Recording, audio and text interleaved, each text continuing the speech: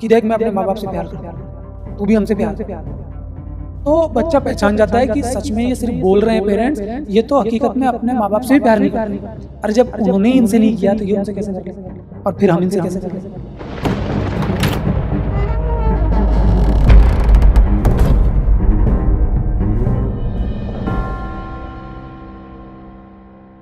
बिल्कुल सीख सकते हैं। कारण है, ये जो प्रश्न खड़े होते हैं समाज में और हर परिवार में, ये पूरे आने वाली जनरेशन के साथ में जुड़े रहते हैं, उनके भविष्य से जुड़े रहते हैं। प्रश्न साधारण दिखता है, हर किसी को लगता है कि ये मैं सुलझा लूँगा, लेकिन गहराई से अगर जाएँगे तो अनमोल के सत्य पर आधारित ये जो बातें हैं, वो आपके परिवार में पूरा मार्गदर्शन कर सकती है। अनमोल, एक वयः संधि होती है, टीनेज जिसको बोलते हैं, उस जगह न पेरेंट्स को दोष दिया जा सकता है, न बच्चों को। एक उम्र होती है, उस वक़्त ये देखने में आया है कि बच्चों का अपोज़िट जेंडर में बहुत इंटरेस्ट रहता है, वो उधर दौड़ते हैं। इस स्थिति में पेरेंट्स को क्या करना चाहिए और बच्चों की जो उम्र है, उसके हिसाब से वो कैसे उसको बैलेंस करें? देखिए, मैंने आपके बहुत सारे सवालों के जवाब सत्य को लेकर के दिए हैं। हर चीज़ का एक सत्य होता है।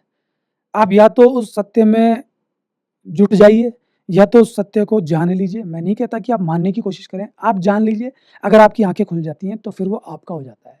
व्यसक वाली आपने जहाँ बात की है, टीनेजर हो या मान लीजिए 12-13 साल की उम्र हो, वहाँ उनमें अपोज़िट जेंडर के प्रति आकर्षण पैदा हो जाता है, जो कि अधिकतम रूप से शारीरिक होता है।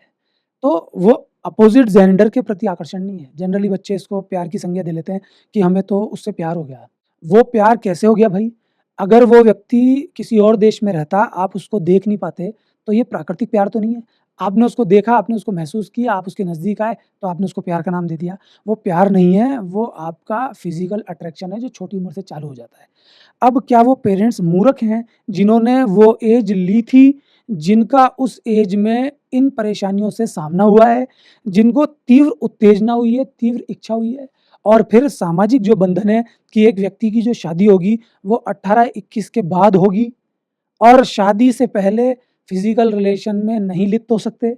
अगर जो लिप्त हो गया, वो कानूनी तौर पे अपराधी घोषित किया जाएगा, सामाजिक तौर पे वो घटिया इंसान है और आध्यात्मिक तौर पे तो उसको इतनी मानसिक पीड़ा दे दी जाएगी कि तू तो पापी है। अगर ऐसी स्थिति पैदा की जाएगी, तो फिर एक इंसान का उस समय पर विकास कैसे हो पाएगा? तो पेरेंट्स को भी ये सोचना चाहिए कि हमारी स्थिति जब ये आई थी, तो इनकी नहीं आ सकती क्या? इसमें भी 2 अलग-अलग विचारधाराएँ हैं। लड़के के प्रति अलग विचार है, लड़कियों के प्रति अलग। हम लड़की को ईगो से देखते हैं। हमने हमेशा लड़की को ध्यान में रखते हुए गालियाँ बनाई, लड़की को ध्यान में रखते हुए ही हमने गालियाँ बकीं, जिसमें लड़की भी है और सेक्स भी इन्वॉल्व्ड है, तो हमने लड़की को भी खराब घोषित किया, सेक्स को भी हमने खराब घोषित किया। क्यों? क्योंकि जब हम गाली दे रहे हैं और गाली तो प्रतीक ही इस बात का है कि ये खराब चीज़ ही तो बक रहे हैं, गुस्से में ही तो आ रही है हमारी ज़ुबान पे। तो आपके हिसाब से लड़की भी खराब है और सेक्स भी खराब है, चूँकि गाली भी खराब है। तो इसको खराब घोषित करने के कारण ये परेशानी हो गई। आज की स्थिति में टीनेजर मोबाइल में देख लेता है, किताबों में पढ़ लेता है, वीडियोज़ में उसको सब कुछ दिख जाता है, तो वो आगे बढ़ने लगा है। लेकिन बावजूद इसके सब काम हो रहे हैं, डिस्क में जा रहे हैं बच्चे, क्लब्स में देख रहे हैं, कॉलेजेज़ में जाके सब कुछ कर रहे हैं, होटल्स में रूम ले लेते हैं, सब कुछ हो रहा है, पेरेंट्स को भी अब पता चलने लगा है। लेकिन फिर भी मैं आपको बता दूँ, मानसिक खुलापन अभी भी नहीं आ रहा। आपको लग रहा है कि साहब ये टॉपिक तो कुछ है ही नहीं, ये तो पहले के टाइम में होता होगा कि बच्चों को पीड़ित किया जाता होगा कि ऐसा सोचना मत, ये पाप है, ये पाप है, बच्चा जल-भून जाता होगा। आज तो कोई मना ही नहीं करता। यहाँ पे आप गलत हैं। आज मना कोई नहीं करता क्योंकि वो कर नहीं पाता। उनको पता है कि ये बच्चा फांसी लगा लेगा क्योंकि इसकी तो इच्छा अंदर से हो रही है और फिर इसको सब जगह वही-वही चीज़ दिख रही है, तो इसको इस चीज़ का मालूम चल रहा है। तो ये कहीं न कहीं इंतज़ाम करके हम रोक भी लेंगे तो भी अपनी हसरत पूरी कर ही लेगा। लेकिन मैं आपको बताऊँ वो हसरत तो पूरी कर रहा है लेकिन मानसिक रूप से वो अभी भी उसी स्थिति का है। उसको आज भी ग्लानि हो रही है, आज भी परेशानी हो रही है, आज भी वो हेजिटेटेड है। आपको समझना पड़ेगा कि यही तो सत्य है, फिज़िकल रिलेशन जो है, अट्रैक्शन जो है, सेक्स जो है, वो रियलिटी है इस प्रकृति की। इसको गंदा बताने की स्थिति में ही हम इस सत्य से दूर चले जाते हैं।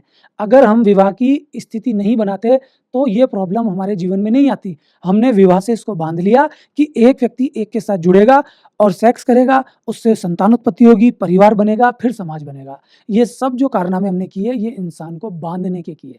तो मैं आपके सांसारिक जीवन के प्रयोग तो आने वाले और आपके सवालों में बताता रहूँगा, लेकिन मैं सत्य और अध्यात्म की अगर बात करूँ, तो फिर बच्चे को रोकना नहीं चाहिए इन चीज़ों के लिए, बल्कि उसके लिए साधन उपलब्ध कराने चाहिए।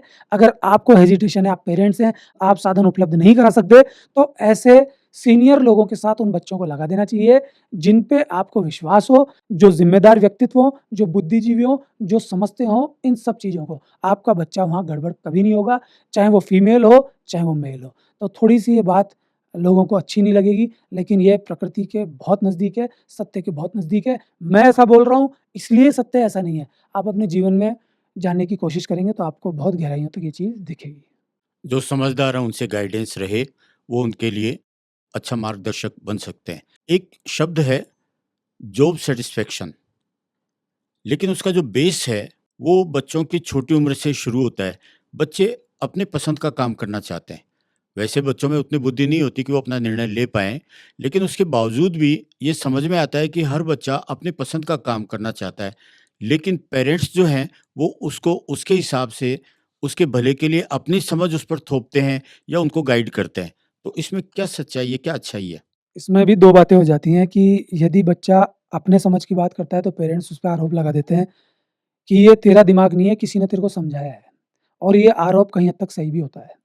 और अगर पेरेंट्स की बात मान ले, तो बच्चा वैसे ही फ्रस्ट्रेशन में चला गया, क्योंकि मन तो उसका है नहीं, फिर वो करे कैसे? लेकिन मैं बच्चों को भी ये समझाना चाहूँगा कि आप पेरेंट्स से अलग होके अगर कोई चीज़ सीख रहे हो कि मुझे ये करनी चाहिए, तो वो पेरेंट्स से आई है, वो आपको परेशान कर रही है, लेकिन ये चीज़ भी कहीं न कहीं समाज से आई है आपके दिमाग में।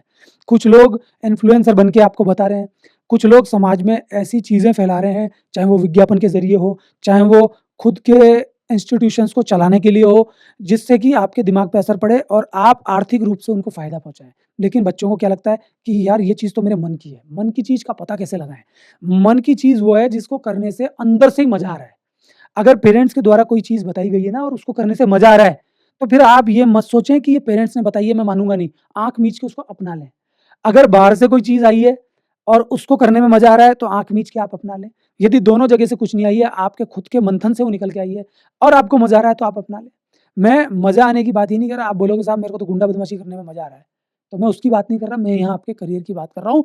करियर में मज़ा तभी आएगा, उस काम में बढ़ोतरी जभी मिलेगी, सक्सेस तभी मिलेगी। इवन आनंद की सक्सेस तो कम से कम मिल ही जाएगी, अगर आप काम वो चुनेंगे जो किसी की मर्ज़ी का ना हो, बल्कि आपके मज़े का हो, आपके मन का हो।